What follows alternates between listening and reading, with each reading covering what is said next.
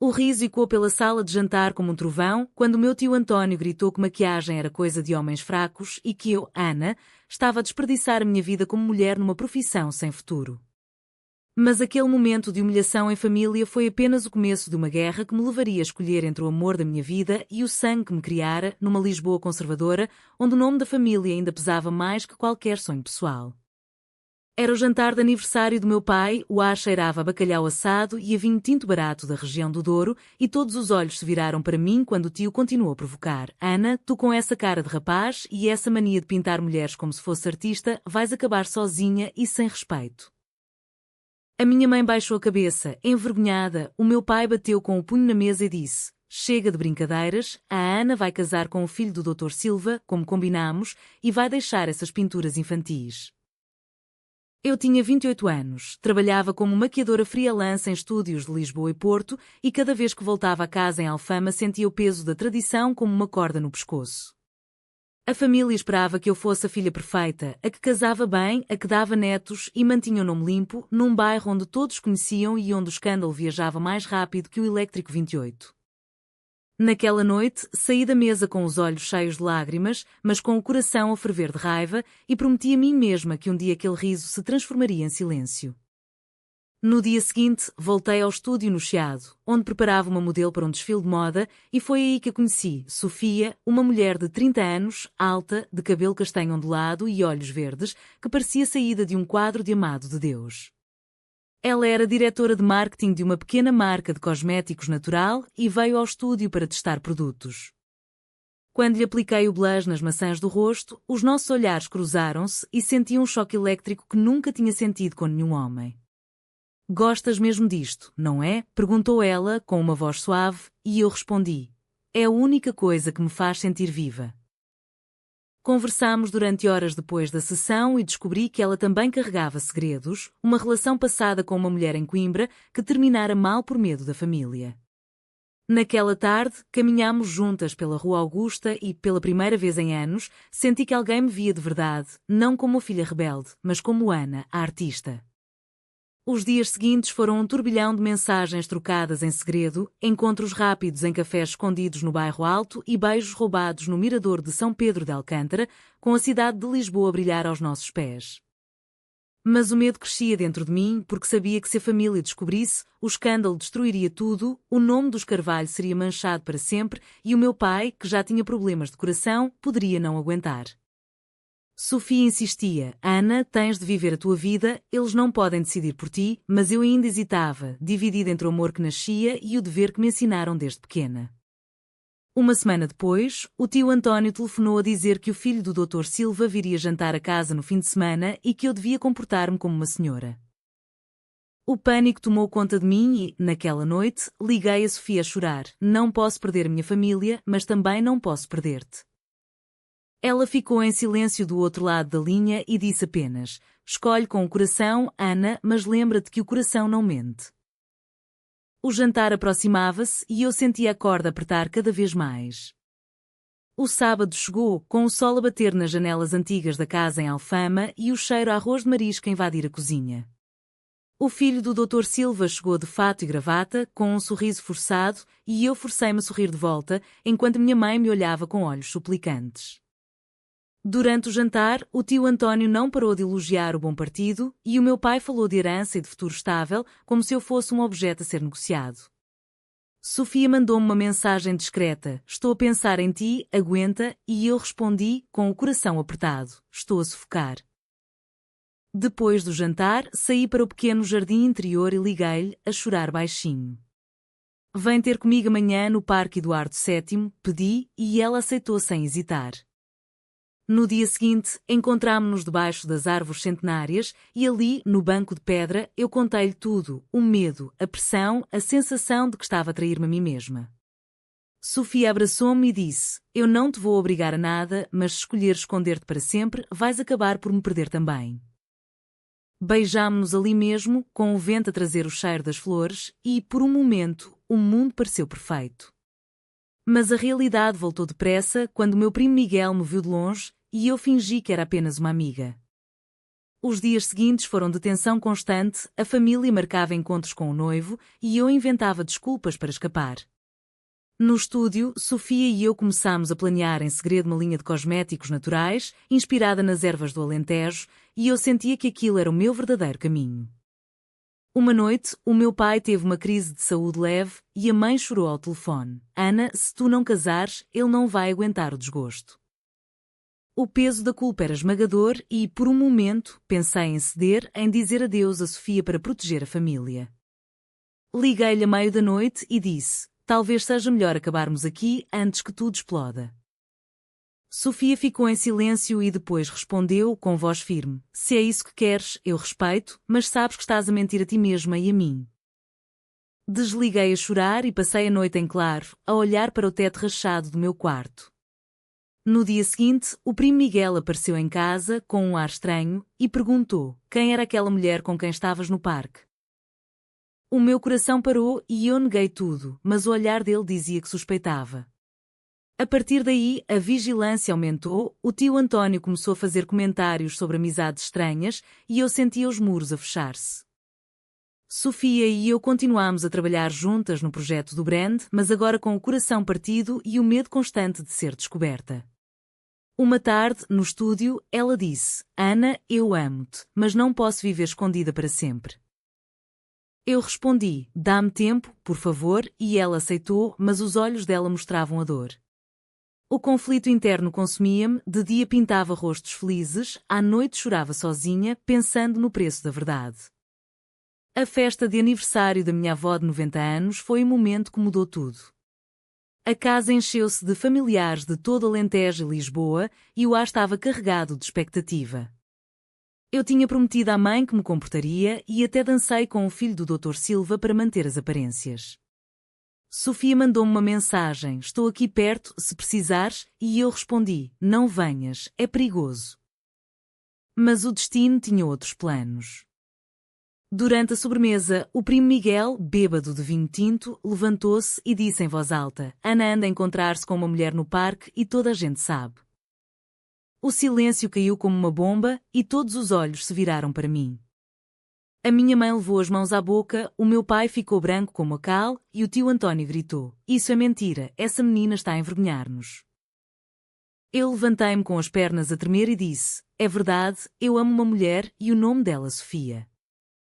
O caos instalou-se, gritos, acusações, lágrimas, a minha avó desmaiou e o meu pai agarrou-me pelo braço: sai desta casa agora e nunca mais voltes, se quiseres destruir-nos. Saí para a rua a chorar e liguei a Sofia, que veio buscar-me de carro. No apartamento dela, em Campo de Ourique, chorei durante horas e ela abraçou-me sem dizer nada. No dia seguinte, a família cortou todos os contactos, o meu pai mudou o número da mãe e o tio António espalhou pela vizinhança que eu era a ovelha negra. Perdi o apoio financeiro que recebia para o estúdio e as encomendas de maquiagem diminuíram drasticamente porque os clientes conservadores começaram a evitar-me. Sofia pagou as contas e disse: vamos construir nosso próprio caminho, Ana, agora é a hora. Começámos a trabalhar dia e noite no brand de cosméticos chamado Luz do Tejo, inspirado na luz de Lisboa e nas ervas portuguesas. Eu desenhava as embalagens, ela tratava do marketing e, aos poucos, as primeiras encomendas online começaram a chegar de clientes de todo o país que se identificavam com a nossa história de coragem. Mas o preço era alto, as noites eram de insônia e eu sonhava com o rosto do meu pai a dizer-me para nunca mais voltar. Uma vez, tentei ligar à mãe, mas ela atendeu e disse apenas: tu escolheste o teu caminho, Ana, agora vive com isso, e desligou. A traição do primo Miguel doeu mais que tudo, porque ele era como um irmão e agora usar o meu segredo para ganhar pontos com o tio. Sofia e eu discutimos pela primeira vez, quando eu disse: talvez eu devesse ter ficado calada, e ela respondeu: se tivesses ficado calada, terias matado nosso amor e a tua alma. A discussão terminou em lágrimas, mas reforçou a nossa união. Aos poucos, o brand ganhou visibilidade numa feira de cosméticos em Sintra e recebemos o primeiro investimento de uma pequena empresa de Lisboa. O sucesso começava a nascer, mas a ferida familiar ainda sangrava. Os meses seguintes foram de luta feroz. O apartamento de Sofia transformou-se em escritório e laboratório e eu acordava às 5 da manhã para misturar cremes, enquanto ela escrevia e-mails para distribuidores. O dinheiro era curto, mas o amor compensava tudo. Uma noite, depois de um dia exaustivo, ela disse: Ana, vamos casar-nos um dia, quando isto crescer, e eu respondi: sim, mas primeiro temos de provar ao mundo que estamos certas. O brand Luz do Tejo começou a aparecer em revistas de moda e uma influenciadora lésbica de Porto partilhou os nossos produtos nas redes, o que fez as vendas explodirem. Mas a família continuava em silêncio, e eu soube, por uma tia distante, que o meu pai tinha piorado da saúde e culpava-me. O conflito interno voltou com força e eu quase desisti, mas Sofia segurou-me. Não podes voltar atrás agora, o preço já foi pago. Uma tarde recebi uma carta anónima com a letra da minha mãe: Ana, perdoa-nos, mas o teu pai não aguenta mais. Chorei durante horas e Sofia abraçou-me. Se quiseres voltar, eu apoio-te, mas sabes que eles nunca vão aceitar quem tu és. Decidi não responder e concentrar-me no trabalho. Organizámos o lançamento oficial da loja física no Chiado e convidámos jornalistas e clientes.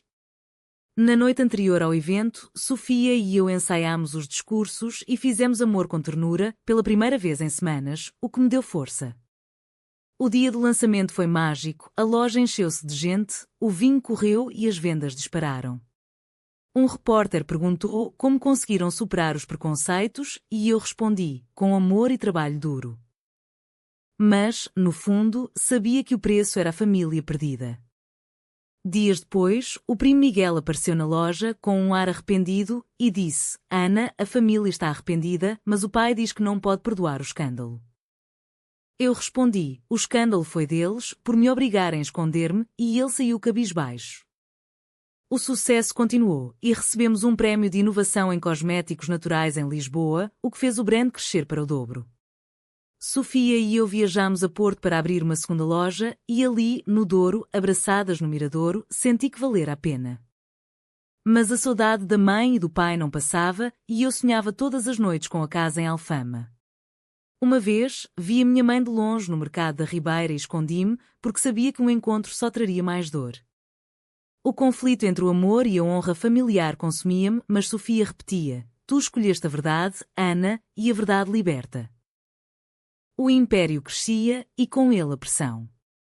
Luz do Tejo agora tinha distribuição em Espanha e recebia pedidos de França. Eu e Sofia contratámos 10 pessoas e mudámos para um escritório maior no Príncipe Real. Mas o passado não largava. Uma noite recebi um telefonema do hospital. O meu pai tinha sofrido um infarte e a mãe pedia que eu fosse. Corri para lá com o coração aos saltos e, quando entrei no quarto, ele olhou-me com olhos cansados e disse: Ana, tu destruíste-nos. A mãe chorava ao lado e eu respondi: pai, eu apenas vivi a minha verdade. Saí do hospital destroçada e Sofia esperou-me no carro. Eles nunca vão mudar, Ana, mas tu já mudaste o mundo. Decidi que aquela seria a última tentativa e cortei os laços de vez, enviando uma carta a dizer que os amava, mas que não podia voltar a esconder-me. O gesto foi irreversível e trouxe paz e dor ao mesmo tempo. O brand explodiu depois de uma campanha nas redes com o tema Beleza Sem Máscaras e o nosso rosto apareceu em jornais nacionais. A família viu as notícias porque o tio António comentou numa reunião: aquela menina agora é rica, mas perdeu a alma. Mas o dinheiro não comprou o silêncio deles.